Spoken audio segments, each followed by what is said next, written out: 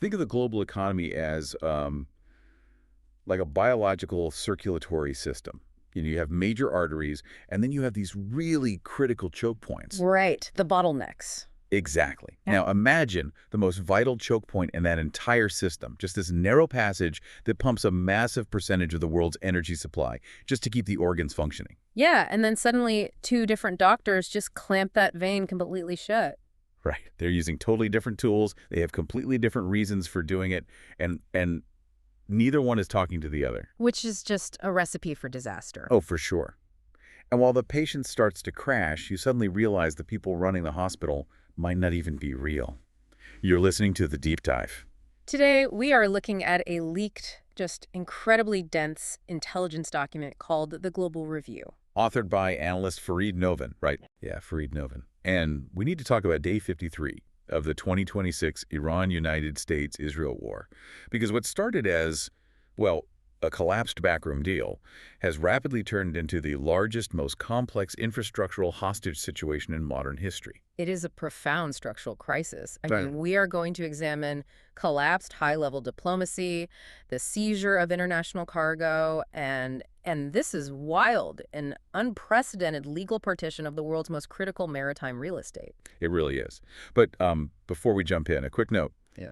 We are here to impartially report on the contents of these intelligence briefings. We do not take sides or endorse the viewpoints, politics, or actions of any of the figures mentioned.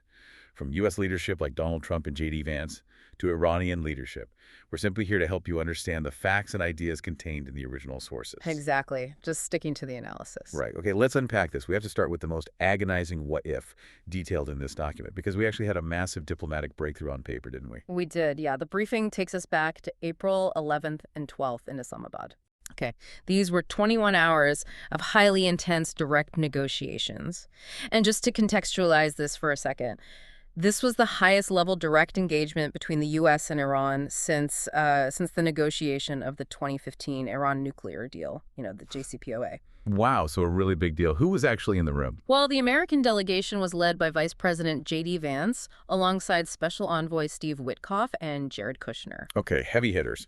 Right, and the Iranian side brought their own absolute heavyweights. I mean, Parliament Speaker Ghalibaf and Foreign Minister Arachi. And according to the intelligence, they hammered out a very real 3-page MOU, right? Like a concrete memorandum of understanding. Yeah, they actually put it on paper, and the terms were very specific. Yeah, the briefing says the U.S. would unfreeze roughly $20 billion in Iranian assets. And in return, Iran would commit to like a 10 to 15-year moratorium on uranium enrichment. Exactly. They would transfer a huge chunk of their 2,000-kilogram stockpile to a third country, and then downblend the rest domestically, all under the watch of the UN's nuclear watchdog, the IAEA. Which sounds like a massive win-win. It was. I mean, it was a very pragmatic, transactional framework. It offered a massive financial lifeline to an Iranian economy that is just buckling under sanctions while delivering a very tangible security win for the United States by capping the nuclear threshold. But, and this is where it just goes off the rails, within 48 hours, the entire thing imploded. Totally collapsed. And the briefing traces the collapse to Donald Trump taking to social media and prematurely claiming that Iran had already agreed to hand over absolutely all of its enriched uranium, which is not what the 3 pages actually said. No, it wasn't. But I have to push back on the framing here, though. I mean, I am struggling to buy that a $20 billion deal just dies over a single exaggerated public claim. You'd think they could just smooth it over, right? Yeah, like if you're buying a house and the agents are about to sign, but someone tweets something stupid, you don't just burn the house down.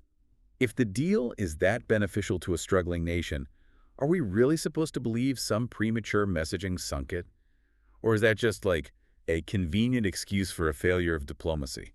Well, it sounds like an excuse if you view negotiations as purely a two-way street between the people in the room. But the briefing introduces this structural concept called the dual negotiator problem. The dual negotiator Yeah, problem. this is entirely structural, not emotional. When an international diplomat sits at a table, they are negotiating with the adversary across from them, sure, but they're equally negotiating with their own domestic political factions back home. Meaning they have to sell the deal internally before they can sign it externally. Precisely. And Donald Trump's negotiating style relies heavily on claiming total victory, often before the ink is even dry, to satisfy his domestic base. Right. Which plays well at home for him. But Iranian diplomats are operating within a deeply fragile political ecosystem.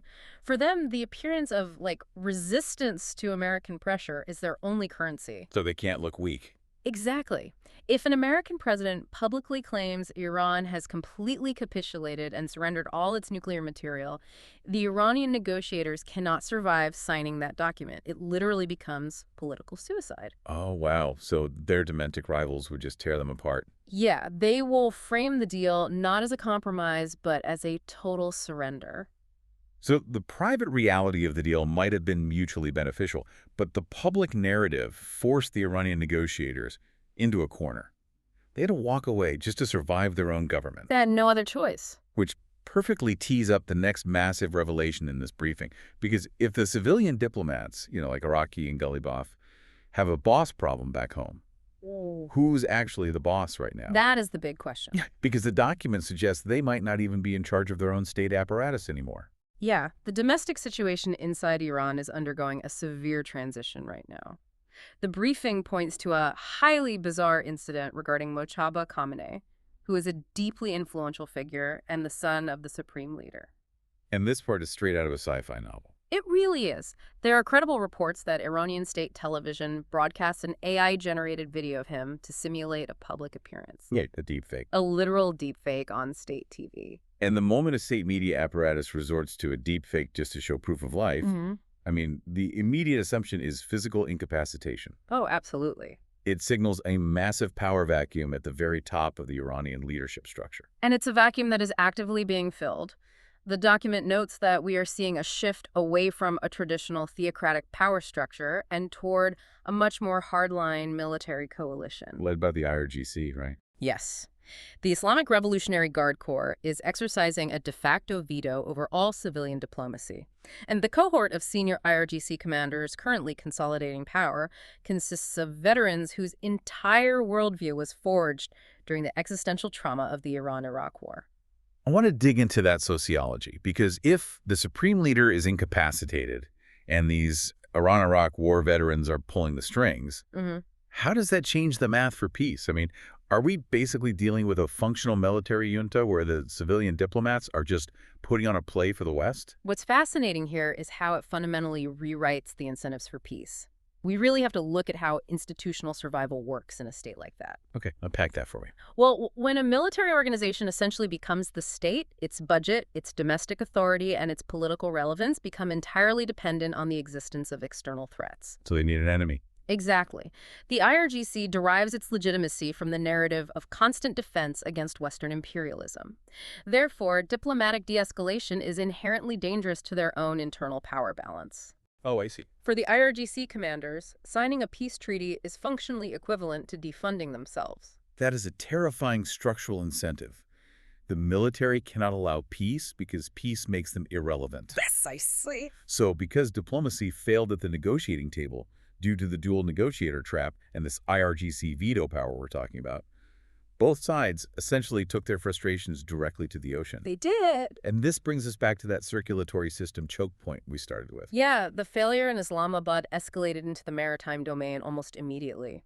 On April 13th, the U.S. declared a naval blockade of Iranian ports. And we saw the tangible result of that on April 19th, right? Yes, when the USS Spruance engaged in a really tense 6-hour standoff before disabling and seizing the Iranian-flagged cargo vessel Tuska. And the briefing explicitly notes that Tuska was carrying Chinese cargo, which we will absolutely come back to the China element. Yeah. But Iran didn't just sit back and watch their ships get seized, did they? No, they launched a symmetric response.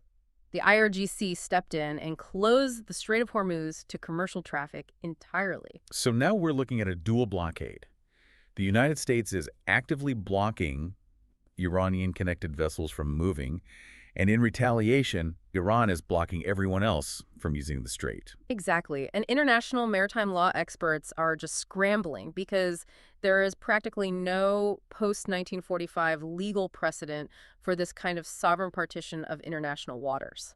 But here is where the timeline gets incredibly confusing, and I'm honestly struggling to understand the logic. The briefing outlines an event called the Hormuz Oscillation, right in the middle of April. Ah, the oscillation, yeah. So on April 17th, the civilian foreign minister, Arachi, steps up to a podium and announces that the Strait of Hormuz is fully open to commercial traffic during a 10-day Lebanon ceasefire. And global markets reacted with sheer relief. I mean, oil prices dropped between 9 and 12% almost instantly based on that single announcement. Wait, really? Just from a press conference? Just the press conference. Yeah. Here's where it gets really interesting. Because less than 24 hours later, the IRGC publicly slaps him down. They publish statements in semi-official state media criticizing Arachi for creating ambiguities, and the military unilaterally recloses the strait. They just shut it down again. Yeah. Why would Arachi make a massive global announcement about unblocking the world's most important waterway if he knows the military holds the real power? Was he trying to force the IRGC's hand? Or is the communication breakdown inside the Iranian government just that total? Well, it strongly points to a fragmented state where the left hand is actively fighting the right hand for the steering wheel. Arachi was likely trying to leverage international market pressure to force the military into accepting the de-escalation. Like backing them into a corner. Right. He gambled that if he announced it, the economic relief would be so popular that the IRGC wouldn't dare reverse it. Well, he gambled, and he lost. It's like two people trying to change the locks on the exact same door on the exact same day. That's a great way to put it. The civilian government hands out the new keys to the international community, and 24 hours later, the military violently changes the deadbolt again. Yeah, and if you are an international shipping company if you are Lloyd's of London trying to underwrite risk for a billion-dollar supertanker, how could you ever trust a peace treaty signed by Iranian civilians if the military can just rip it up the next morning? You can't. You just can't. No. And that is the chilling realization rippling through G7 strategy rooms right now. Any diplomatic agreement that is not explicitly endorsed by the IRGC High Command is functionally meaningless. Which is terrifying. It is. And because of this oscillation, the intelligence analyst in the briefing, Farid Novin, actually updates his Bayesian probability models for the conflict. Let's pause on that term for a second, Bayesian probability models, because we hear it a lot in intelligence. It basically means you don't just make one guess and stick to it. You start with a baseline prediction. And every time a new piece of evidence arrives, like the IRGC overturning the civilian government, you mathematically adjust your confidence in the outcome. Exactly. It's an evolving forecast. That's quantified panic, basically. That's pretty accurate. And based on the Hormuz oscillation, the math gets very dark. The analyst revises the matrix, bringing the chance of a full infrastructure war, resuming what the document labels Scenario B2 up to 26%. 26%, wow. But the more insidious update is a brand new scenario. Scenario E. He gives it a 5% probability. The dual-blockade lock-in. Yes. The realization that this is no longer a temporary crisis to be solved. Scenario E posits that a lockdown Strait of Hormuz, patrolled by two hostile navies refusing to back down, simply becomes a permanent, semi-stable feature of the new global order. Let's look at the math on what that actually means for the global economy. Because you have these two militaries locked in a staring contest over a stretch of water. But because that specific stretch of water carries roughly 20 to 30% of the world's oil, their local geopolitical standoff instantly translates to a global inflation crisis. Oh, instantly. The economic fallout detailed in the briefing is staggering. Nearly 600 million barrels of oil have been blocked. Brent crude is hovering near $99 a barrel. That's insane. And the U.S. national average for gas is sitting at $4.05 a gallon. And the Energy Secretary is publicly stating it won't drop below $3 anytime soon. Right, and it gets worse. Jet fuel is up 95%. 95%. Yeah, which means every airline on the planet is slashing their earnings forecasts through late 2026. So traveling is going to be incredibly expensive. Exactly. The Dallas Fed even estimates that this energy shock alone is single-handedly adding a full 1% to U.S. inflation. But the hidden crisis, the mechanism that I find far more alarming than the price of gasoline, is global food security. This is the absolute paradox of this crisis. The briefing highlights the GCC, the Gulf Cooperation Council, which includes incredibly wealthy nations like Bahrain and the UAE. Right. These are the countries that literally power the global economy.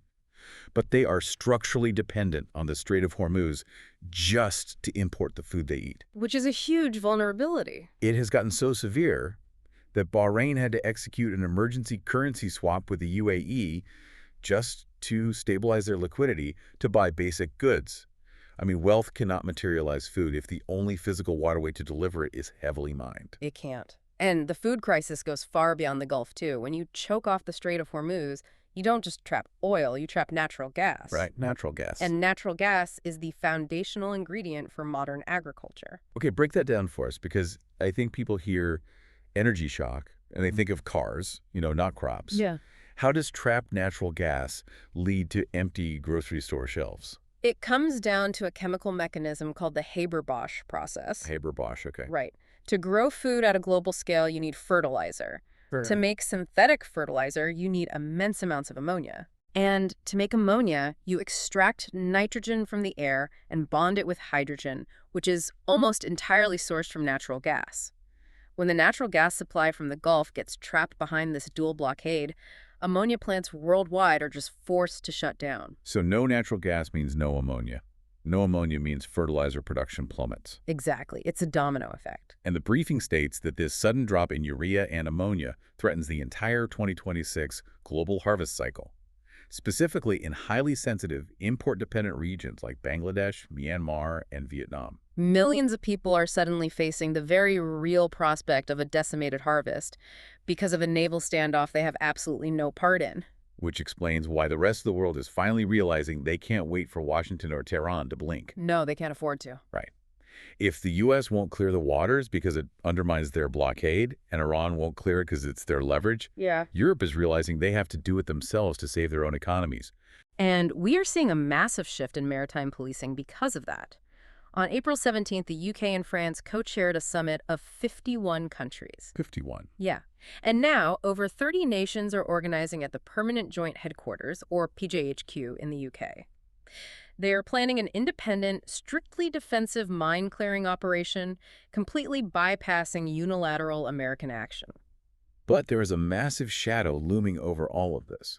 Because while Europe scrambles to sweep mines and the U.S. and Iran burn through their political and military capital, China is watching. Very closely. The briefing notes U.S. intelligence evaluating indications that Chinese FN-6 man-pads, these are shoulder-fired anti-aircraft missiles capable of hitting targets up to 3.5 kilometers in altitude, might be flowing to Iran. If we connect this to the bigger picture, China's official public stance remains one of ambiguous non-involvement. Right, they're playing it cool. Exactly. They aren't deploying their own navy to the strait. They aren't publicly joining the blockade or the clearing operations. It's like China is acting as the world's most patient, distressed asset investor. Oh, that's a perfect analogy. Yeah, they are standing back and watching two rival firms totally bankrupt each other in an agonizing legal war, taking notes on every single weakness, knowing full well they have the capital to buy up the entire market share the second the dust settles. That is a phenomenal way to look at it. Beijing is gaining invaluable real-world intelligence on Western military operations. They are watching exactly how quickly the United States depletes its advanced munitions stockpiles. Which is priceless data for them. And they are positioning themselves for the economic aftermath. Especially with that highly anticipated summit between Trump and Xi Jinping coming up in mid-May. Right. The intelligence estimate for rebuilding Gulf infrastructure after this conflict is somewhere between $140 and $200 billion. $200 billion. That is astronomical. It is. And China is laying the groundwork to be the primary financier and contractor for that massive reconstruction effort. They are effectively maneuvering to win the geopolitical conflict without firing a single shot of their own. Let's distill this entire journey, because the sheer scale of the domino effect here is mind-bending. It really is. We started with a secret 21-hour negotiation in Islamabad that ultimately fell apart because the structural demands of domestic politics couldn't survive public social media claims. Right. That diplomatic failure pulled back the curtain on a deeply unstable power vacuum in Iran, where state media might literally be using AI deepfakes to cover for an incapacitated supreme leader. Which is still hard to wrap my head around. Yeah, and that vacuum allowed military hardliners, who view peace as an institutional threat, to seize control of foreign policy. That hardline pivot resulted in the unprecedented division of the world's most vital maritime choke point.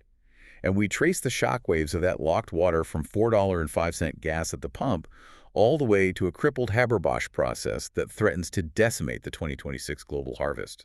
It just forces us to confront how terrifyingly fragile our globalized system is.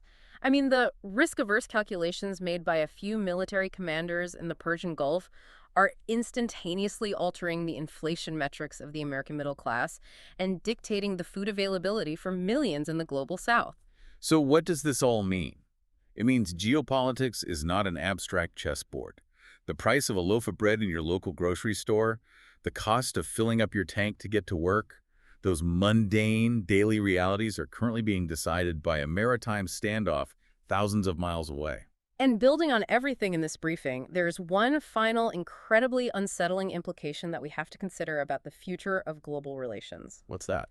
Well, we touched on the AI-generated deepfake of Mojtaba Khamenei used by state television.